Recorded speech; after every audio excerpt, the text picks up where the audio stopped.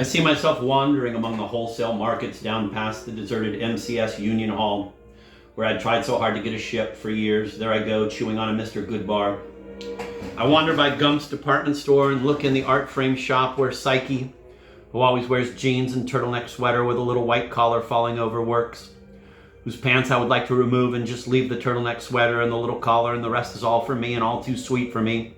I stand in the street staring in at her. I sneak by our bar several times, the place, and peek in.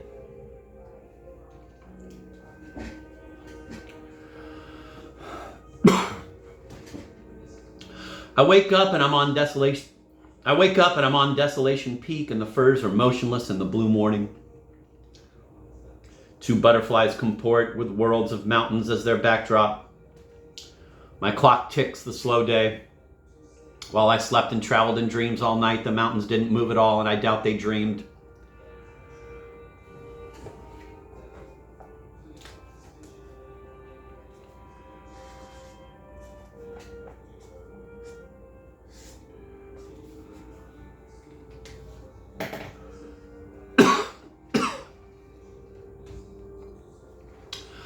I go out to fetch a pail of snow to put in my old tin wash tub that reminds me of my grandfather's in Nashua, and I find that my shovel has disappeared from the snowbank on the precipice. I look down and figure it will be a long climb down and up, but I can't see it. Then I do see it, right in the mud at the foot of the snow on a ledge. I go down very carefully, slipping in the mud. For fun, yank out a big boulder from the mud and kick it down. It goes booming and crashes on a rock and splits in two and thunders 1,500 feet down, to where I see the final rock of it rolling in long snowfields and coming to rest against boulders with a knock that I only hear 2 seconds later. Silence. The beautiful gorge shows no sign of animal life. Just firs and alpine heather and rocks. The snow beside me blinds whitely in the sun. I loose down at the cerulean neutral lake a look of woe. Little pink or almost brown clouds hover in its mirror. I look up and there's mighty Hozameen red-brown pinnacles high in the sky. I get the shovel and come up carefully in the mud, slipping. Fill the pail with clean snow, cover the stash of carrots and cabbage in a new deep snow hole, and go back, dumping the lump in the tin tub and splashing water over the sides onto my dusty floor. Then I get an old pail and, like the old Japanese woman, go down among beautiful heather meadows and gather sticks for my stove. It's Saturday afternoon all over the world. If I were in Frisco now, I think, in my chair in the late after solitudes, I'd buy a great big quart of Christian Brothers Port or some other excellent special brand and go up to my Chinatown room and empty half of its contents in an empty pint, stick that in my pocket and take off. Around the little streets of Chinatown, watching the children, the little Chinese children so happy with their little hands and their parents wrapped. I'd look in grocery stores and see the non-committal Zen butchers cutting the necks of chickens. I'd gaze water-mouthed at the beautiful glazed, cured, roasted ducks in the window. I'd wander around, stand on the corner of Italian Broadway too, to get the feel of life, blue skies and white clouds above. I'd go back and into the Chinese movie with my pint and sit there drinking it. From now 5 p.m., 3 hours digging the weird scenes and unheard of dialogues and developments, and maybe some of the Chinese would see me drink a pint and they'd think, drunken white man in the Chinese movie. At 8, I'd come out to a blue dusk with sparkling lights of San Francisco on all the magic hills around. Now I'd refill my pint in the hotel room and really take off for a long Now I'd refill my pint in the hotel room and really take off for a long hike around the city to work up an appetite for my midnight feast in a booth in Sun Hung Hung's marvelous old restaurant. I'd strike over the hill, over Telegraph, and right down to the rail spur where I know a place in a narrow alley where I can sit and drink and wall gaze a vast black cliff that has magic vibratory properties that send back messages of swarming holy light in the night. I know I tried it. Then, drinking, sipping, recapping the bottle, I walk the lonely way along the Embarcadero, through Fisherman's Wharf restaurant areas where the seals break my heart with their coughing cries of love.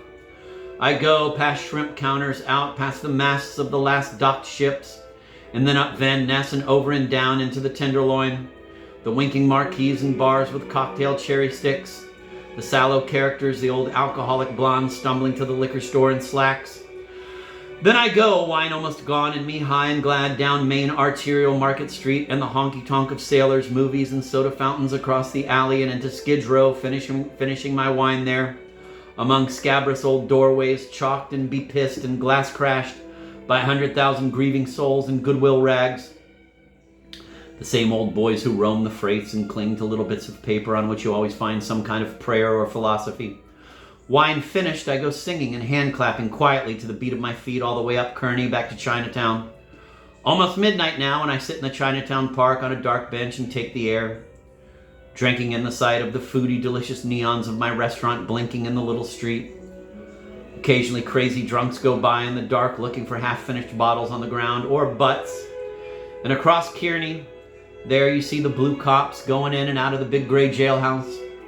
Then I go in my restaurant, order from the Chinese restaurant, and instantly they bring me smoked fish, curried chicken, fabulous duck cakes, unbelievably delicious and delicate silver platters on stems, containing steaming marvels that you raise the cover off and look and sniff with teapot cup. Ah, I eat and eat till midnight, maybe then over tea write a letter to beloved Ma, telling her, then done, I either go to bed or to our bar, the place, to find the gang and get drunk.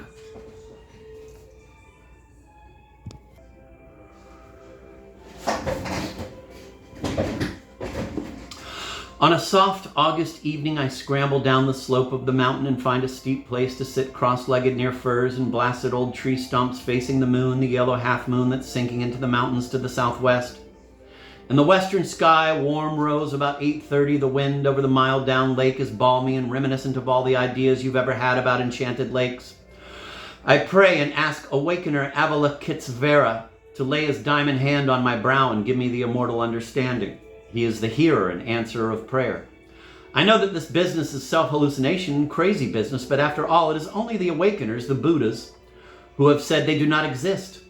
In about 20 seconds comes this understanding to my mind and heart. Quote, when a baby is born, he falls asleep and dreams the dream of life. When he dies and is buried in his grave, he wakes up again to the eternal ecstasy. End of quote. And when all is said and done, it doesn't matter.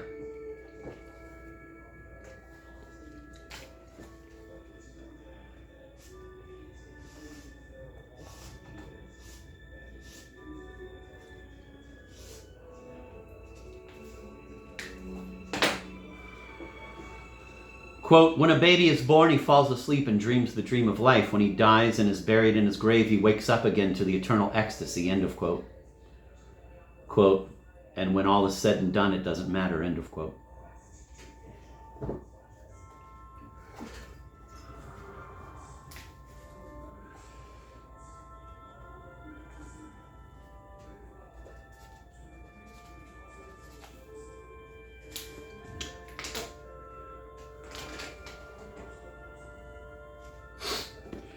Yea, Avalokitesvara did lay his diamond hand. And then the question of why.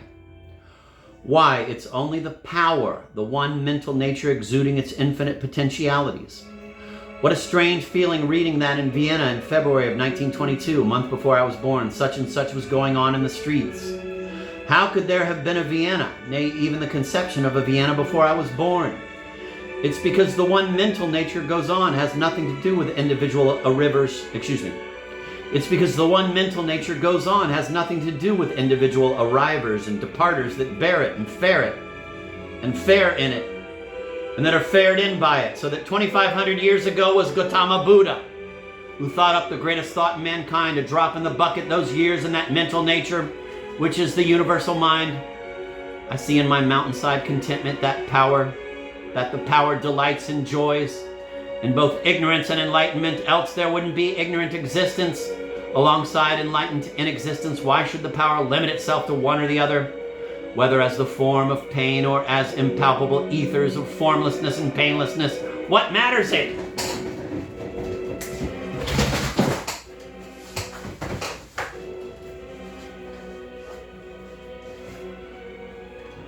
Fucking obnoxious passage.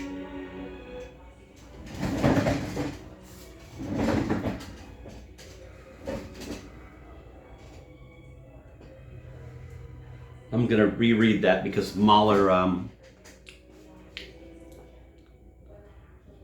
got too loud.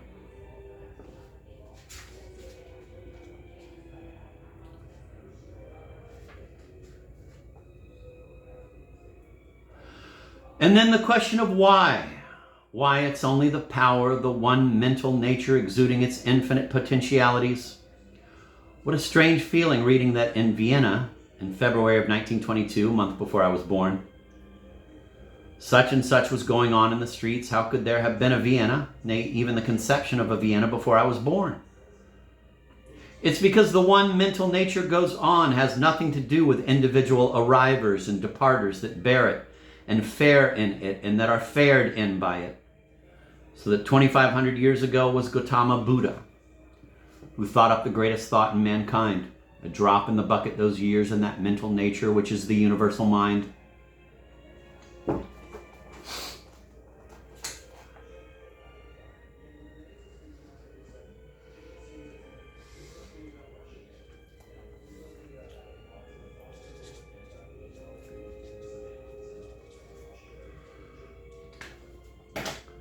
I see in my mountainside contentment that the power delights and joys in both ignorance and enlightenment. Else there wouldn't be ignorant existence alongside enlightened inexistence. Why should the power limit itself to one or the other? Whether as the form of pain or as impalpable ethers of formlessness and painlessness, what matters it? And I see the yellow moon a-sinking as the earth rolls away. I twist my neck around to see upside down, and the mountains of the earth are just those same old hanging bubbles hanging into an unlimited sea of space. Ah, if there was another sight besides eyesight, what atomic other levels wouldn't we see? But here we see moons, mountains, lakes, trees, and sentient beings only. With our eyesight, the power delights in all of it. It is reminding itself that it is the power. That's why for it, the power is really only ecstasy. And its manifestation's dream. It is the golden eternity. Ever peaceful, this bleary dream of existence is just a blear in its, I run out of words.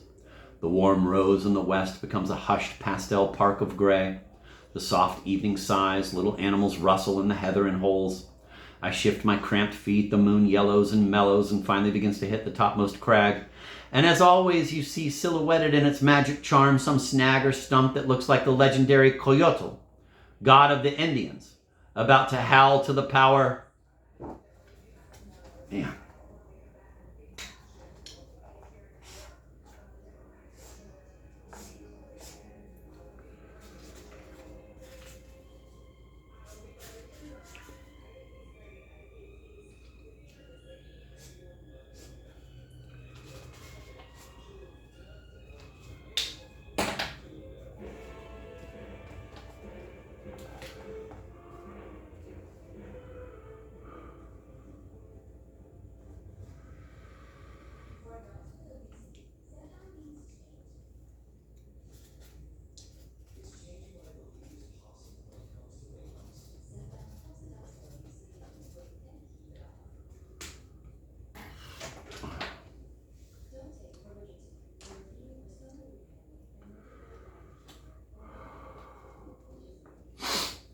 Oh, what peace and content I feel coming back to my shack, knowing that the world is a babe's dream and the ecstasy of the golden eternity is all we're going back to the essence of the power and the primordial rapture. We all know it. I lie on my back in the dark, hands joined, glad, as the northern lights shine like a Hollywood premiere, and at that too I look upside down and see that it's just big pieces of ice on Earth reflecting the other side's sun in some far daylight. In fact, to the curve of the earth silhouetted is also seen arching over and around. Northern lights bright enough to light my room like ice moons. Damn. When will he stop?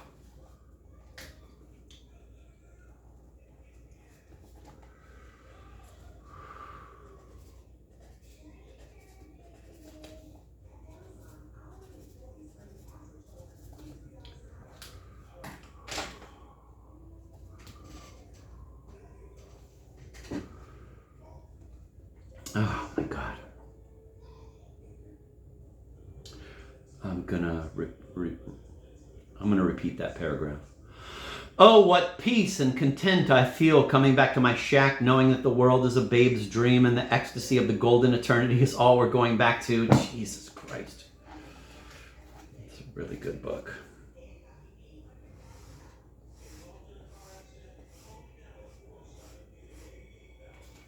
Damn.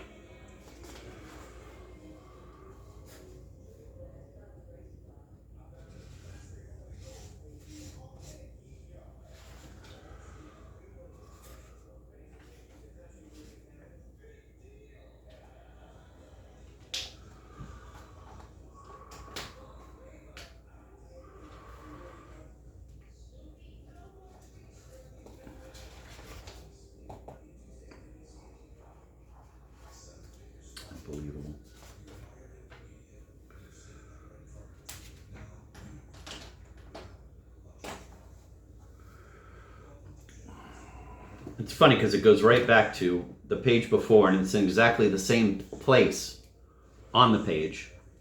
In about 20 seconds comes this understanding to my mind and heart. When a baby is born, he falls asleep and dreams the dream of life. When he dies and is buried in his grave, he wakes up again to the eternal ecstasy. And when all is said and done, it doesn't matter. And then on the next page, in the exact same space, oh, what peace and content I feel coming back to my shack, knowing that the world is a babe's dream and the ecstasy of the golden eternity is all we're going back to the essence of the power and the primordial rapture. We all know it. I lie on my back in the dark, hands joined, glad as the northern lights shine like a Hollywood premiere, and at that too I look upside down. What content to know that when all is said and done, it doesn't matter. Woes. The piteousness I feel when I think of my mother.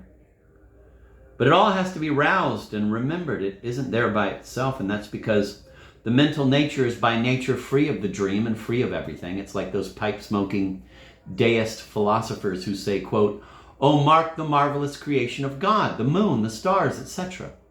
Would you trade it for anything, end of quote. Not realizing they wouldn't be saying this at all if it wasn't for some primordial memory of when, of what, of how nothing was. It's only recent, I realize, looking at the world, some recent cycle of creation by the power to joy in its reminder to its selfless self that it is the power, and all of it in its essence, swarming tender mystery that you can see by closing your eyes and letting the eternal silence in your ears. That blessedness and bliss surely to be believed, my dears. The awakeners, if they choose, are born as babes. This is my first awakening. There are no awakeners and no awakening. In my shack I lie, remembering the violets in our backyard on Phoebe Avenue when I was 11. On June nights, the blear dream of it ephemeral, haunted, long gone, going further out, till it shall be all gone out. Unbelievable. Unfucking believable.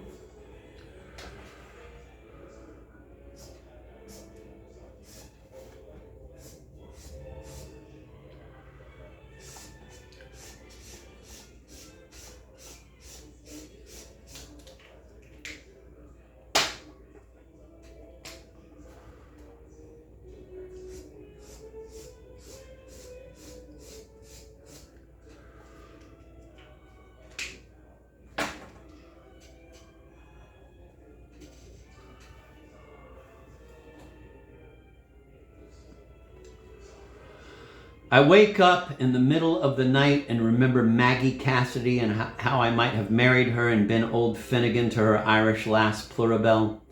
How I might have got a cottage, a little ramshackle Irish rose cottage among the reeds and old trees on the banks of the Concord, and would have worked as a grim, bejacketed, gloved, and baseball-hatted brakeman in the cold New England night. For her and her Irish ivory thighs, her and her marshmallow lips, her and her brogue and God's green earth, and her 2 daughters. How I would have laid her across the bed at night, all mine, and laborious sought her rose, her mine of a thing, that emerald dark and hero thing I want. Remember her silk thighs and tight jeans, the way she folded back one thigh under her hands and sighed as we watched television together. In her mother's parlor, that last haunted 1954 trip I took to October Lowell. Ah, the rose vines, the river mud, the run of her, the eyes. A woman for old Duluos? Unbelievable by my stove in Desolation Midnight that it should be true. Maggie adventure. Unbelievable.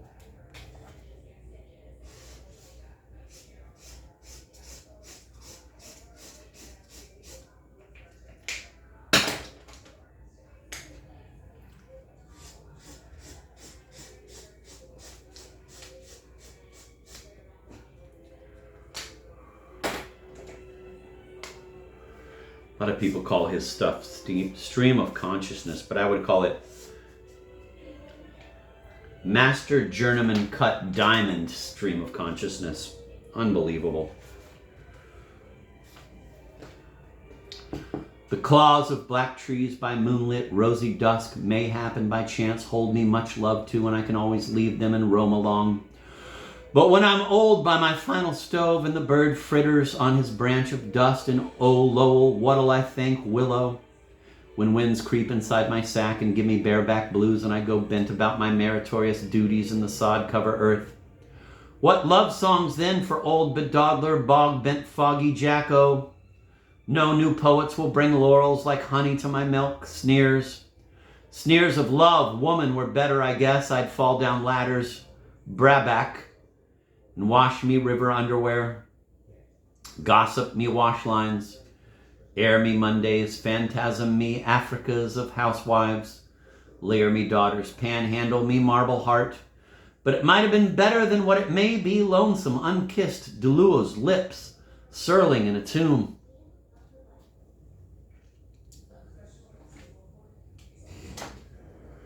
Oh, man, unbelievable.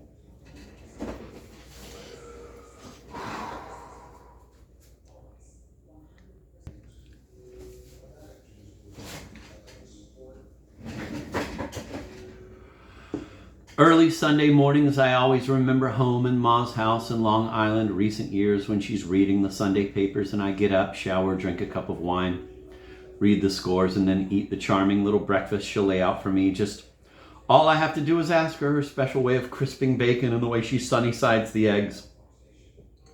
The TV not turned because there's nothing much of note on Sunday mornings. I grieve to think that her hair is turning gray and she's 62 and will be 70 when I'm in my owlish 40s. Soon it will be my old mother in the bunk. I try to think of how I'll take care of her. Then as day lengthens and Sunday drags and the mountains wear the pious, dullish aspect Sabbathini, I always begin to think, instead of earlier days in Lowell when the red brick mills were so haunted by the riverside about 4 in the afternoon, the kids coming home from the Sunday movies, but oh, the sad red brick, and everywhere in America you see it, and the reddening sun and clouds beyond, and people in their best clothes and all that. We all stand on the sad earth, throwing long shadows, breath cut with flesh. Even the skitter of the mouse in my shack attic on Sundays has a Sunday halidom about it, as though church-going preachments will have a whack at it around. Mostly Sundays I'm bored, and all my memories are bored.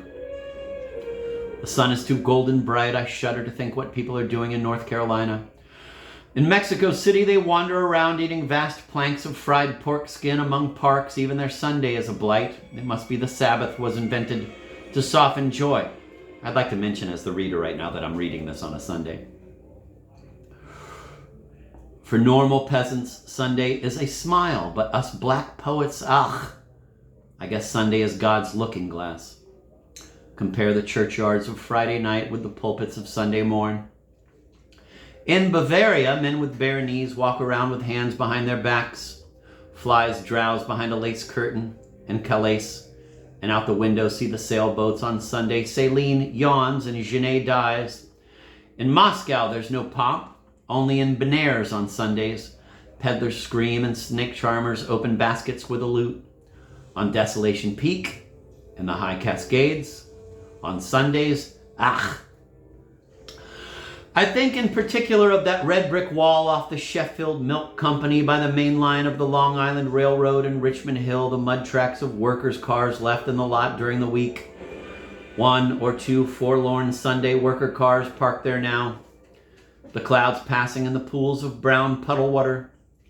The sticks and cans and rags of debris, the commute local passing by with pale blank faces of Sunday travelers, presaging the ghostly day when industrial America shall be abandoned and left to rust in one long Sunday afternoon of oblivion. I'm going to reread that paragraph because I started thinking of my own thoughts during it.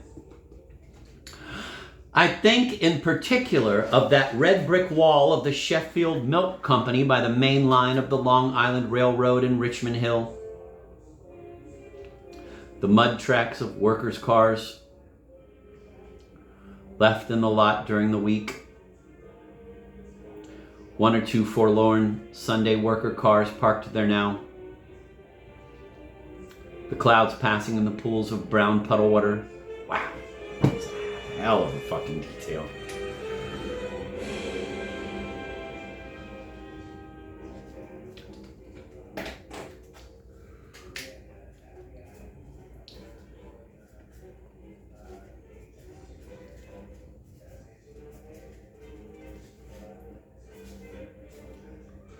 the sticks and cans and rags of debris, the commute local passing by with pale blank faces of Sunday travelers presaging the ghostly day when industrial America shall be abandoned and left to rust in one long Sunday afternoon of oblivion. Unfucking believable.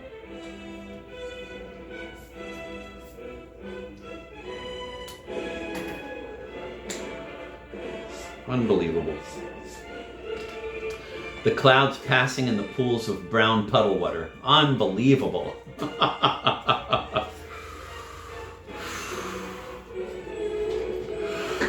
With his ugly mini bud legs, the green alpine caterpillar comports in his heather world ahead like a pale dewdrop, his fat body reaching up straight to climb, hanging upside down like a South American ant-eater to fiddle and fish and sway around and search, then crumbing up like a boy making a limb.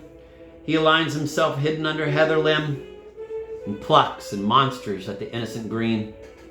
The part of the green he is that was given moving juice. The part of the green he was that was giving moving.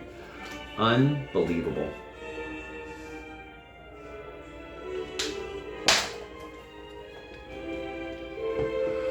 He twists and peers and intrudes his head everywhere. He is in a jungle of dappled, shady old glass year's gray heather pens. Sometimes motionless like the picture of a boa constrictor, he yaws to heaven a songless gaze. Sleeps snake-headed, then turns in like a busted-out tube when I blow on him. Swift to duck, quick to retire, meek to obey the level injunction of lie. Still, that's meant by the sky, whatever may chance from it. He is very sad now as I blow again, puts head and shoulder mourning. I'll let him free to roam unobserved, playing possum as he whisks. There he goes, disappearing, making little jiggles in the jungle.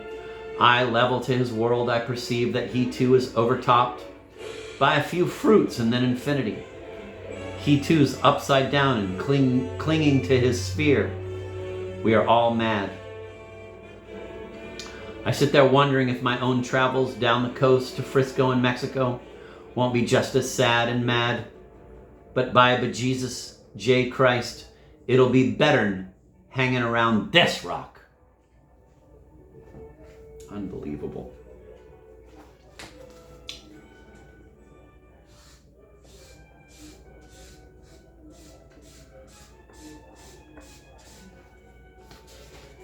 Unfucking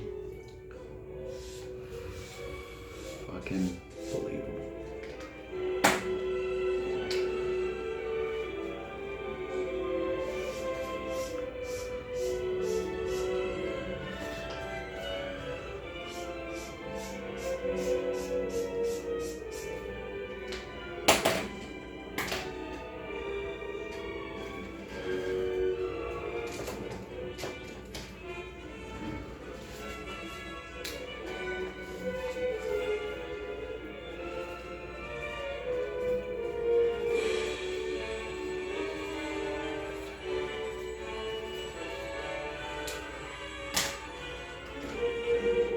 Oh.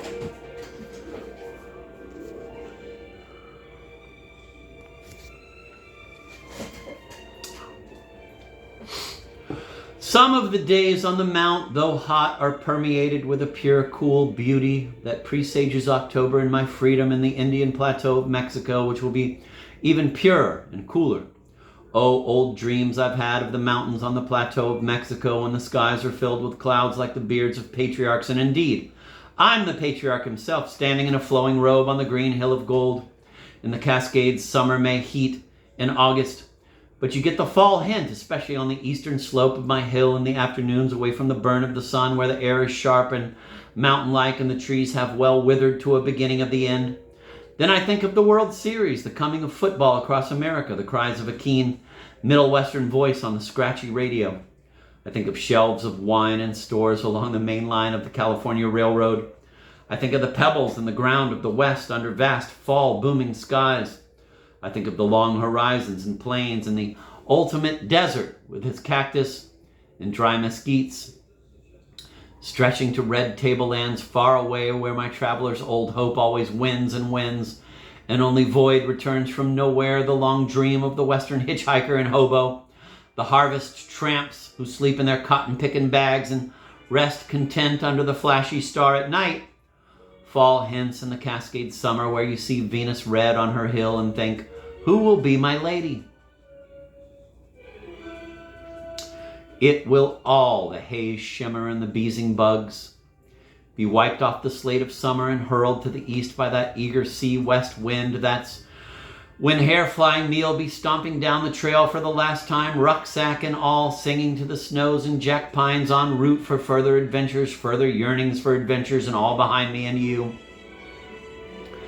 The ocean of tears which has been this life on earth, so old that when I look at my panoramic photographs of the Desolation area and see the old mules and wiry roans of 1935 in the picture, hackled at a no more corral fence, I marvel that the mountains looked the same in 1935, old Jack Mountain to an exact degree with the same snow arrangement, as they do in 1956, so that the oldness of the earth strikes me recalling primordially that it was the same, the mountains looked the same too in 584 BC, and all that but a sea spray drop. We live too long, so long I will.